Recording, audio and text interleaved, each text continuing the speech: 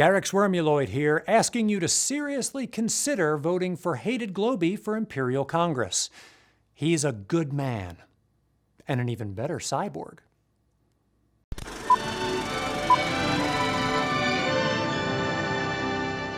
Greetings, and welcome to Earthling Cinema. I am your host, Garyx Wormuloid. This week's artifact is Toy Story 3, brought to you by corporate powerhouse Disney, which, as you all know, survived its planet of origin and now owns a 51% share of the known universe. Toy Story 3 is a story about toys, a race of living, breathing creatures that were enslaved by the humans for their own amusement. In Earth's heyday, toys such as Woody, female Woody, Buzz Aldrin, and all these different horses were considered second-class citizens in a materialistic society that judged beings based only on their pragmatic usefulness. Let's see how much we're going for on eBay. When the film begins, the toys are owned by Andy, a ruthless overlord who labels them with his name, effectively smothering their individual will. He keeps his subjects suspended in a perpetual state of oppression, ignoring them to heed the beck and call of his master, the cell phone.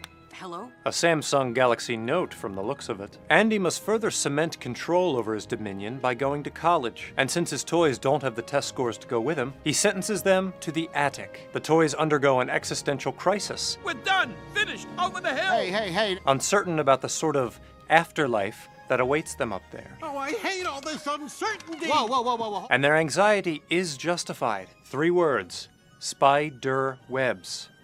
That's why I always make my wife get the Galaxmas decorations. Ever the die-hard loyalist, Woody preaches eternal devotion to Andy, a classic case of Sherlock Holmes syndrome. This job isn't about getting played with, it's about... Being there for Andy, we know. But it's no use. The other toys escape to a daycare facility called Sunnyside, a name that makes sense if you remember that Earth had only one sun. Sunnyside seems nice at first, but turns out to be a socialist nightmare. Here, the toys are no longer private property. Lotso Huggin' Bear takes it upon himself to rule this socialist utopia with a fuzzy fist. For as he says, the toys are without owners. No owners means no heartbreak. But he is a malevolent dictator, subjecting his citizens to torture at the hands of ruthless toddlers in order to crush their spirits. He maintains power with a secret police force, brainwashing, You're in the custody of the Galactic Alliance. and a monkey who is clearly on meth.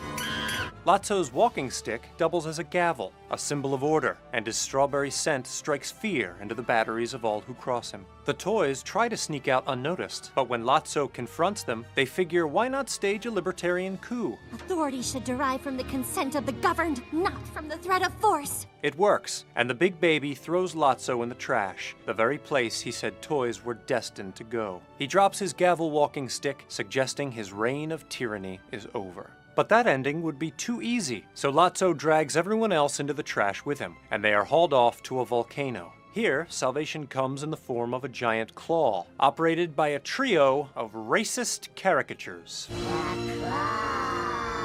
This is what's known as Deus Ex Machina, an ancient Greek term for a machine that descends from the sky to put gods on the stage. And I don't just mean god of the stage Neil Patrick Harris. In 21st century parlance, the expression was used to indicate a plot device that immediately and conveniently solves an unsolvable problem. Toy Story 3's Deus Ex Machina is both a literal machine descending from the sky and a plot device that conveniently saves the day. Despite being critically and commercially successful, the boys at Pixar could always find time for an obscure inside joke. At the end of the film, Ken and Barbie usher in a groovy utopia, perhaps indicating that a time will come when the toy race will no longer be oppressed and can exist in harmony with all the Earth's creatures. In the meantime, Woody and his friends are content to live under Bonnie's benevolent rule. That is, until she goes to college too and they have to do the whole thing over again. For Earthling Cinema, I'm Garyx Wormuloid. Thanks for watching.